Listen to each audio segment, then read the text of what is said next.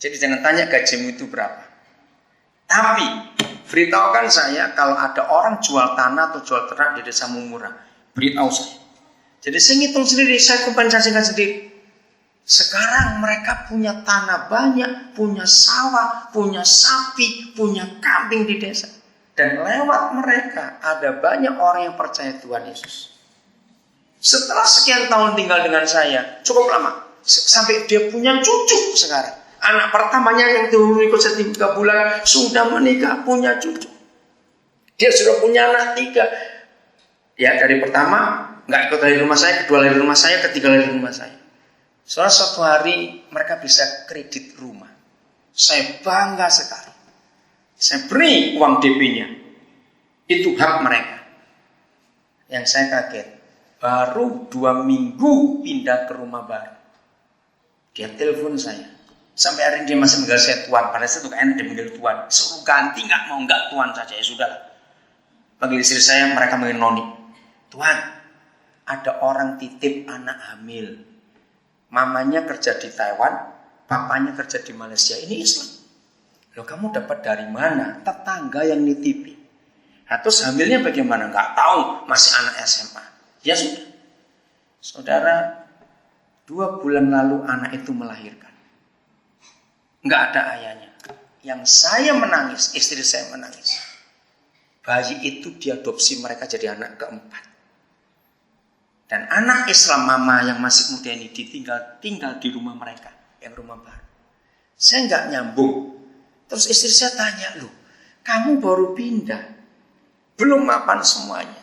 Dia jawab, saya mau belajar kayak Tuhan suka nampung orang. Lihat itu, saudara. Terus saya berkata, nama istrinya Ana, kalau begini hatimu, nggak lama Tuhan akan beri kamu rumah lain lagi, untuk kamu bisa nampung lebih banyak orang. Saudara, mulai dari rumah kita, para pembantu kita urus dulu. Kenalkan Yesus. Lihat perwira ini. Ayo kita lihat baik-baik. Kalau perwira ini nggak mau ngurus yang sakit itu, gampang nggak dia cari pembantu baru? Jawab, gampang tidak? Kenapa mudah cari pembantu baru? Karena dia penjajah, dia jenderal, gampang saja. Tapi yang menarik, lihat ayat 3, saudara. Berarti kalau dia orang Roma, dia sudah percaya dan tahu Tuhan Yesus atau belum? Belum. Tapi aneh, lihat ayat 3. Ketika perwira itu mendengar tentang Yesus. Jadi nggak disebutkan, dia itu sudah percaya atau tidak tahu, hanya mendengar tentang Yesus. Dia buat apa? Baca Alkitab saudara, dia menyuruh beberapa orang tua-tua Yahudi kepada Yesus untuk meminta supaya Yesus datang dan menyembuhkan hambanya. Saudara, mengagumkan sekali. Maaf, siapa di antara kita punya kenalan Kristen kaya, pembantunya divonis dokter seperti ini, sakit keras hampir mati. Mungkin ini hepatitis C, sudah kuning semua begitu, atau kena apalagi pokoknya parah. Berapa banyak majikan Kristen berlaku dan bersikap seperti perwira ini? Carikan Yesus. Saya tidak merendahkan, saya cuma bicara. Kalau ada puji Tuhan, sampaikan kepada teman-teman orang kaya lain yang punya pembantu, urus baik-baik. Seringkali kalau kita majikan kaya, saudara, paling cuma bilang ini, B, ini gaji 6 bulan. Pulanglah, berobat. Artinya gini, kalau mati jangan mati di sini, mati di rumah saja. Repot nanti saya. Ayo, betul gitu. Sakit keras hampir mati. Dicarikan Yesus. Kita lihat ayat yang ke-10, ayat yang ke-9. Langsung ya, ayat 9. Hebat sekali. Setelah Yesus mendengar apanya? Perkataannya siapa? Perwira itu. Ia heran akan dia. Dan sambil berpaling kepada orang banyak yang mengikuti dia, Yesus berkata, aku berkata kepadamu, iman sebesar ini tidak pernah aku jumpai sekalipun di antara orang Israel. Berarti dia bukan orang Israel. Orang Israel saja yang sebangsa dengan Tuhan Yesus nggak pernah punya iman sehebat itu. Saudara, kapan dan bagaimana sikap hati kita melihat ada orang yang susah? Seringkali kita takut mengenalkan Yesus itu. Kita takut. Karena kita punya konsep untuk, maaf ya, memindahkan seseorang yang bukan Kristen menjadi beragama Kristen. Nah, ini yang tidak bisa. Saudara, kita tidak pernah disuruh mengubah agama orang. Katakan amin. Kita hanya suruh saksi. Suruh saksi saja. Paulus punya istilah, aku cuma menabur. Masih ingat ayat itu? Apolos yang menyiram. Siapa yang menumbuhkan? Tuhan. Nanti orang lain akan nuai. Sampaikan saja. Saya nggak tahu. Baik Didi, baik Nayobi, baik Megawan, yang hari ini saya temui, kapan mereka akan terima? Itu bukan urusan saya. Yang penting saya nabur. Waktunya akan tiba nanti itu.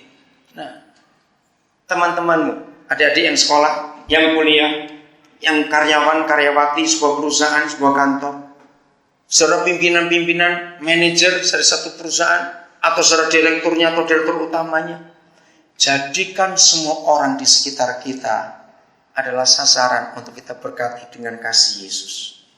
Amin. Teman-temanmu, adik-adik, kalau mereka punya masalah apa, jangan ajak ke gereja, tapi kenalkan ada Yesus. Kita ini nggak pernah dipanggil jadi pengkhotbah, kita dipanggil jadi saksi, betul? Dari awal Tuhan Yesus berkata, kamu itu saksi-saksiku. Nah, kalau kita nih saksi-saksinya, maka bukan pengkhotbah. Kalau pengkhotbah itu perlu sekolah, kalau saksi tidak. Saksi itu cuma satu sikap. Apa yang dilihat, didengar, dialami, ceritakan lagi. Sudah, itu saja. Jangan tersinggung ya, saya mau berikan bukti kepada saudara. Jujur ya, jujur. Tapi jangan tertawa kuat-kuat nanti ketahuan. Menurut saudara, lebih gampang ngomongin tentang Tuhan Yesus atau ngomongin tetangga? Jangan pura-pura lah. Kita semua tahu kok itu sudah. Ayo. Mengapa kita lebih senang, lebih gampang ngomongin orang lain? Bahkan ada orang-orang tertentu kalau sedang gosip itu sampai berseri. Aduh, sudah malam, lanjut besok ya. Aduh, besok saja. Wih, keren sekali. Itu kan kurang ajar, saudara. Kenapa ngomongin Tuhan Yesus susah sekali? Saya beri contoh. Mungkin ini satu-satunya peristiwa di dunia. Satu-satunya. Presiden Amerika yang namanya Hussein Barack Obama itu berapa kali mau datang ke Indonesia dari bulan Maret nggak datang-datang. Betul? Nah, bukan semua nggak datangnya. Ini kasus pertama di dunia. Ada presiden satu negara mau kunjung ke negara lain, membuat kecewa rakyat negara itu, khususnya orang-orang Menteng. Betul nggak? Kenapa mereka kecewa? Ayo. Sudah siapin, apalagi bukan cuma siapin, bukan itu. Betul disiapin. Apa? Patungnya, yo sampai digeser. Saya sampai heran. Patung sampai gubernur ngurusi. Aduh, ini gubernur apa kurang kerjaan? Kenapa suruh orang lain? Patung aja sampai gubernur turun tangan. Aneh. Bukan patungnya, bukan. Kenapa orang-orang Menteng kecewa? Aduh, susah bener jawabnya ini. Apanya? Nah, mau reuni. Ini kan mau ketemu teman-teman lama. Oke, saya ajak saudara cerita begini. Ketika